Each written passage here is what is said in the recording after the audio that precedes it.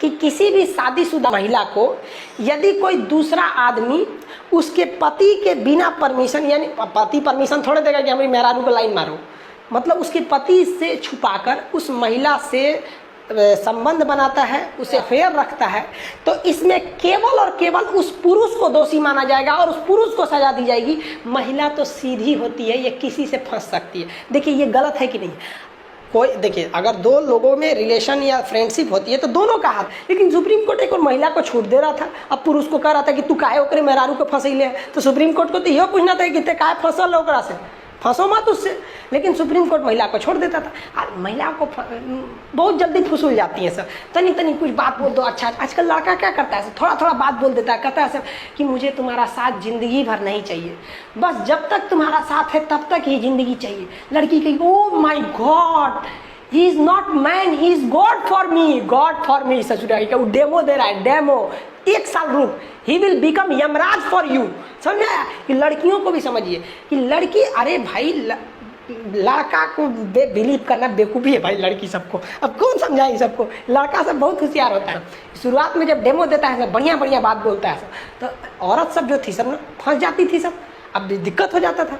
अब supreme court ने कहा कि नहीं, अब आप किसी शादीशुदा महिला से भी आप उसको फंसा सकते हैं, लाइन मार सकते हैं, और आप कोई अपराध नहीं कर रहे हैं। अगर उस महिला का पति आता है हमारे पास कहने कि वो हमारी मेहरारू को फंसा ले ले, तो हम भगा देंगे उसको कि हट, तो मेहरारू तो फसल होगी। यानी अब सब आज़ादी है, देखो सुप्रीम कोर्ट को यहाँ पर। लेकिन इस आधार पर अपनी पत्नी का किसी दूसरे से संबंध के आधार पर अगर वो पति चाहे तो तलाक ले सकता है। अब वो तलाक के लिए कह सकता है कि भाई एडल्ट्री कहेगा, सजा नहीं दीजिएगा ना उसको तो डिवोर्स दे दीजिए, तो जज साहब कहेंगे हाँ तब डिवोर्स दे देंगे हम यहाँ पर। समझा गया? तो अब एडल्ट्री जो है व्यभिचार, इसे हिंदी में व्यभिचार कहते हैं। व्यभिचार मतलब समझते हैं आवारापंथी। तो अब ये मतलब आईपीसी की धारा 497 को खत्म कर दिया गया है। तो ये समझ रहे हैं आपका अनुच्छेद 21 क्या है? निजता का अधिकार, मतलब प्राइवेसी। अगर हम कुछ छुपाना चाहे तो छुपा सकते हैं। अगर कोई हमारा पासवर्ड मांगेगा तो हम नहीं देंगे, हमसे कोई मजबूर भी नहीं कर सकता है। ये है 21। लेकिन इसी 21 में लाइफ को लेते हुए एक शिक्षा को भी जोड़ा गया था, जो आगे जाकर इसी 21 में एक अलग से जोड़ दिया गया। 21 को आर्टिकल 21 को जोड़ा गया 86वां अमेंडमेंट 2002, 86वां संविधान संशोधन 2002। ये आपको शिक्षा का अधिकार यानी राइट टू एजुकेशन देता है, और कहता है कि अशिक्षित होना भी एक तरह का, समझिए तो एक जिंदगी किस काम की रह जाएगी अशिक्षित व्यक्ति का, उसका सोच ही ज़्यादा दूर तक नहीं रह जाएगा। तो कहा गया है कि सरकार की जिम्मेदारी है कि 6 से 14 वर्ष के बच्चों को वह शिक्षा दे।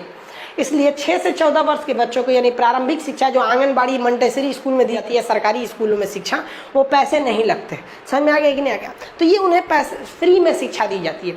हालांकि जो सरकारी टीचर हैं लोग, उन्हें सैलरी बहुत ज़्यादा मिलती है, लेकिन वो उतनी दिलचस्पी से पढ़ाते नहीं हैं। ये इनफैक्ट एक रियलिटी है। इसी वजह से जब भी सरकार किसी चीज़ को प्राइवेट करने की बात करती है तो हिंदुस्तान का एक बहुत बड़ा हिस्सा प्राइवेटाइजेशन के पक्ष में चला जाता है, क्योंकि उन्हें पता है कि अगर हम सरकारी बैंक में जाएंगे तो उस जो वहाँ पे काम कर रहा है उसकी सैलरी भी ज़्यादा है, वो ना हमें तमीज़ से बात करेगा ना टाइम से काम करके देगा। लेकिन अगर हम वही प्राइवेट बैंक ICICI HDFC में चले जाते हैं तो पता है कि वहाँ जो कर्मचारी है उस बेचारे की सैलरी भी कम है, काम भी ज़्यादा करेगा और कस्टमर को इज्जत से करेगा। हाँ सर बैठ जाइए। आपको अगर किसी सरकारी प्राइवेट स्कूल बैंक में खाता खुलवाना ना, बस साइन करके फोटो वोटो दे दीजिए, बाकी वो खुद कर लेंगे सब।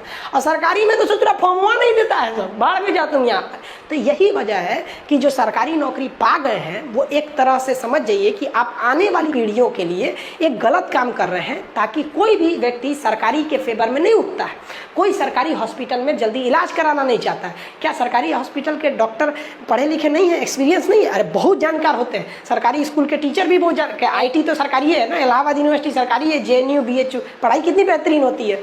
तो सरकार क्या कहती है कि भाई 6 से 14 वर्ष के बच्चों को आप क्या देंगे? निःशुल्क शिक्षा। लेकिन ध्यान दीजिए, यहाँ शिक्षा के साथ साथ लाइफ के अंतर्गत हेल्थ भी आता है। तब इसमें कहा गया कि जो छोटका बचवा है, 6 साल से छोट है, अभी हाल पैदा हुआ है, तो उसके हेल्थ का ध्यान रखना है। इसीलिए उसको सरकारी हॉस्पिटल में पोलियो का इंजेक्शन, खसरा का इंजेक्शन वगैरह दिया जाता है। और जब 6 साल का हो जाता है, पढ़ने जाता है, तो एगो झोला ले लेता है, मंटेसरी स्कूल में चल जाता है थाली लेके, और वहाँ उसको खूब अच्छा से खिचड़ी वगैरह भी दिया जाता है।